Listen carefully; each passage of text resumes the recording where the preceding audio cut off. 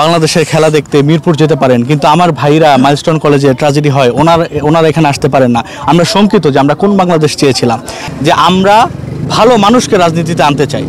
আমরা কোনো সন্ত্রাস, চাঁদাবাজ, দুর্নীতিবাজকে রাজনীতিতে আসতে দিতে চাই না। আপনারা জানেন আজকে 5ই আগস্ট আমাদের বাংলাদেশ জাতীয় পার্টি বিজেপির প্রতিষ্ঠাবার্ষিকী। মরহুম নাজিউর রহমান সাহেব এই দলটা প্রতিষ্ঠা করেছেন অনেক আগেই।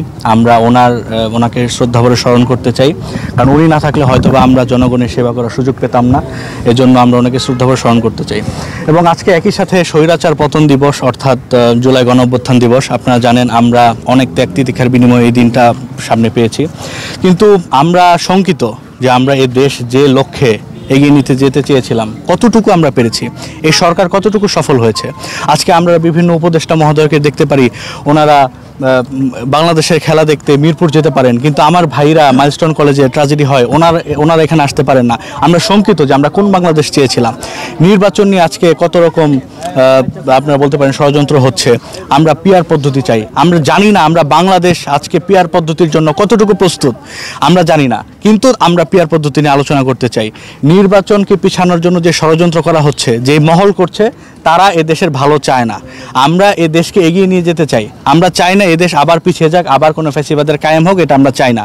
আমরা চাই একত্রিতভাবে ফ্যাসিবাদ বিরোধী ঐক্য আমরা কখনো ভাঙতে পারবো না। বসুন্ধরা টিস্যু, অশুদ্ধতার বিরুদ্ধে এক বিন্দুও ছাড় নয়। আমাদের মধ্যে মতবিরোধ থাকতে পারে, নানা রকম সমস্যা থাকতে পারে, কিন্তু ফ্যাসিবাদ বিরোধীর প্রশ্নে যেন আমরা সকলেই একত্রিতবদ্ধ থাকি, সেই লক্ষ্যে আমাদের কাজ করে যেতে হবে ইনশাআল্লাহ। এটাই আমরা আমরা নির্বাচনের জন্য কাজ করে যাচ্ছি। আমরা সামনে নির্বাচন একটা অংশগ্রহণমূলক নির্বাচন হোক, সেটা আমরা সকলেই চাই। এবং জনগণের ভোটে, প্রত্যক্ষ ভোটে যে সরকার ক্ষমতায় আসবে, আমরা চেষ্টা করবো ইনশাআল্লাহ সেই সরকার যেন এ দেশকে এগিয়ে নিয়ে যেতে পারে। এবং সেই নির্বাচনকে সামনে রেখে আমরা আমাদের দল থেকে কাজ করে যাচ্ছি আলহামদুলিল্লাহ। এবং আমাদের নেতা জনাব আন্দালিব রহমান পার্থ ভাই, ওনার নির্দেশনায় আমরা এটা জনগণের কাছে পৌঁছে দিতে চাই যে আমরা ভালো মানুষকে রাজনীতিতে আনতে চাই। আমরা কোনো সন্ত্রাস, চাঁদাবাজ, দুর্নীতিবাজকে রাজনীতিতে আসতে দিতে চাই না।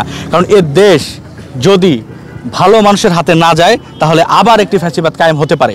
সেটা যেন না হয়, সেজন্য আমরা ভালো মানুষকে রাজনীতিতে আনতে চাই, এবং এটাই আমাদের চাওয়া। আমরা ভালো ছেলেদেরকে, যারা নাকি মেধাবী, তরুণ, রক্ত বাংলাদেশের মানুষ অনেক দিয়েছে, এখন মেধা দেওয়ার সময় এসেছে। আমরা এই লক্ষ্যে কাজ করে যাচ্ছি। এখানে এটা এখনো বলা মুশকিল, এটা সময় বলে দেবে কি হয় ইনশাল্লাহ।